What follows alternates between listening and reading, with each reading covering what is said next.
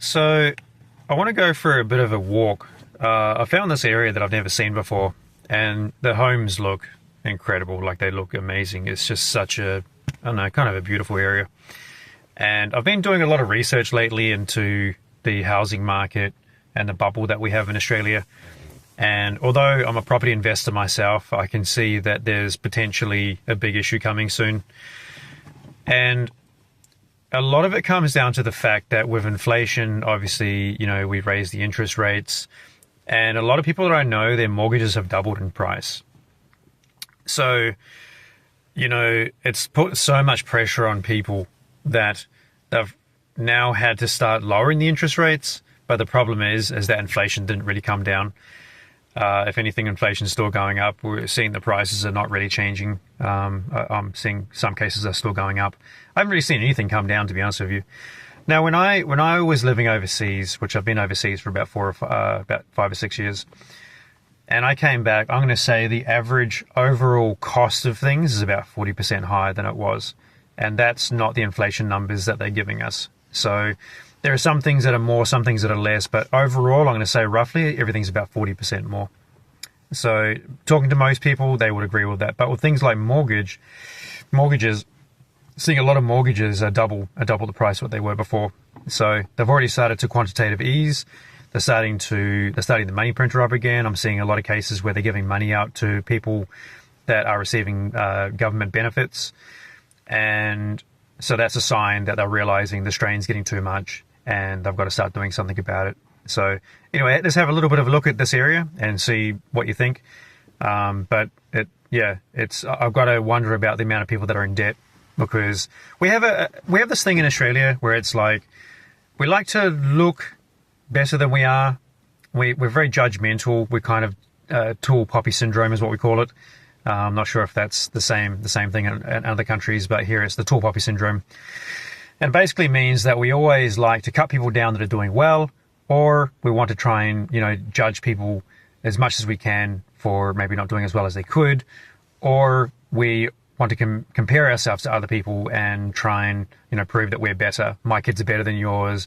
My wife is better than yours. My car is better than yours. My house is better than yours. I live in a better suburb than you. It's a very Australian thing. And I kind of forgot about this culture until I came back, but it's very much there. The other thing is that we tend to do this thing where it's like everything is money based. Like, it's like you can't just go out with someone and say, hey, let's just go for a walk. Let's go to the beach. Let's just go and do something that's free. Everything always costs money here. I noticed this as soon as I came to Australia, even the first time when I first moved here.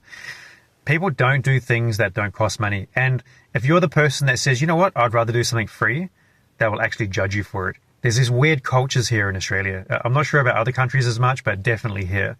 So anyway, let's go and have a look at this area. I'll show you around and see what you think.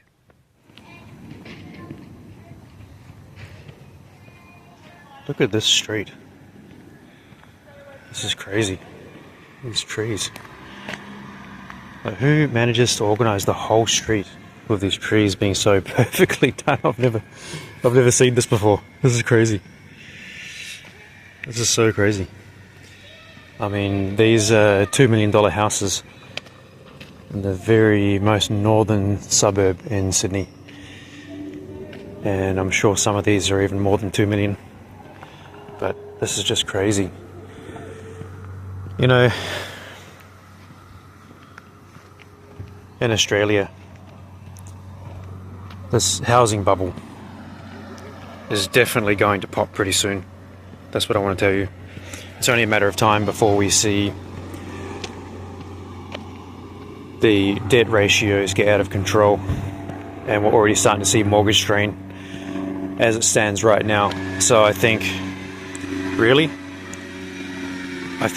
Australia is on the precipice of something really, really catastrophic. I'm really serious. Like, I think we're seeing in other parts of the world, we're seeing the house prices starting to come down already. New Zealand, the US, other places as well. But Australia, because of the red tape and how much it costs to build a home and how long it takes, and also the it's getting harder and harder to get a mortgage as well, because a lot of people simply can't afford to have a $2 million home. Yeah, I'm sure you can get something cheaper, but even crappy homes in Sydney are still going for $1 million. So I mean, it's getting out of control. So it's starting to change a little bit down here. It's not as nice, but still, some of these houses are still pretty good. There's a bit of a park over here. But I mean, I've never seen this area before. Sanctuary Gardens, this area is called, apparently. And yeah, but see, the thing is, Australia, we have massive immigration. We have more girls are working and living on their own than ever before, because we don't really need each other as much as we used to. We have a situation where the average person just doesn't need each other, and we're living on our own more and more. A lot of people are not having families anymore, so you've got single people living on their own. And plus the immigration, you add it all together, what do you have? You have not enough homes, plus the red tape, how long it takes to build a home, adds to the issues as well. And then you've got the fact that wages aren't keeping up with inflation. Basically means that we're in a situation where the average person simply is starting to struggle. And we're starting to see a lot of people now are unable to afford their home. And I think this is something that we're going to see turn into a big problem later on. This bubble might take a little bit longer in Australia. We have got a bit of money printing left. The dollar's getting weaker. The dollar's running out of steam. The Australian dollar anyway. The US dollar as well. I mean, most currencies around the world, fiat currencies are falling apart. So I just think there's so much debt that people are in places like Australia. And you see areas like this, and it's like $2 million for a home.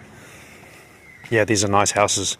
If this was in the middle of Sydney City, I mean, these would be probably $5 million homes. As you can see, gorgeous, beautiful homes. Bit kind of fake for me. I've lived in homes like this before, and they're cold. They're just got a cold feeling about them. It's not a nice, warm feeling. There's nothing nice about these kind of homes. Yeah, they look okay, but $2 million, yeah. you go to Thailand, you can probably buy like 30 homes for that. Maybe more. 30 nice homes. So you can see those houses, I mean, they're beautiful. There's no doubt about it. But at the same time, not that long ago, maybe even just 10, 15 years ago, you could buy those same homes for $500,000 and now $2 million. So, it's really gotten a lot more expensive. And now a lot of the youth are unable to get into the property market.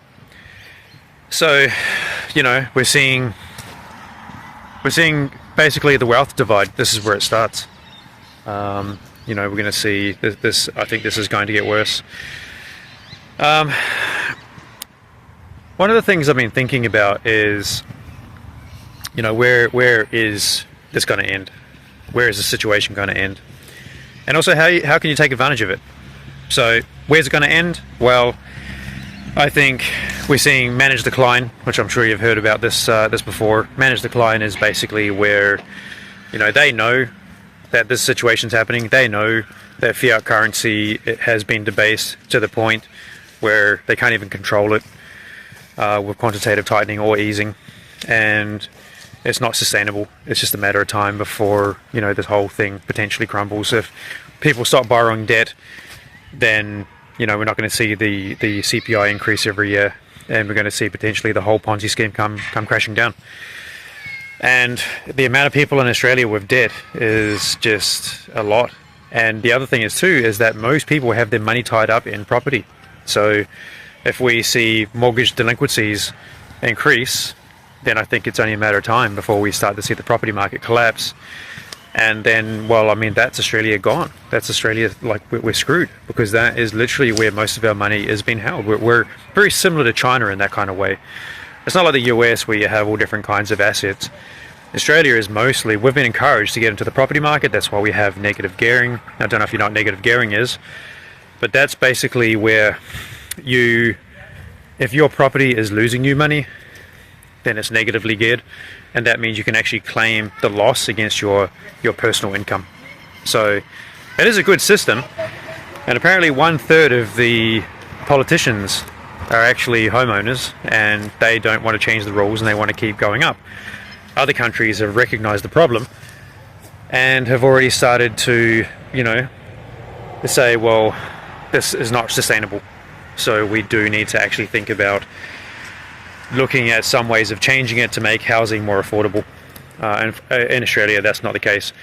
And I knew this a long time ago, this was going to happen, so I made sure I got into the property market no matter what.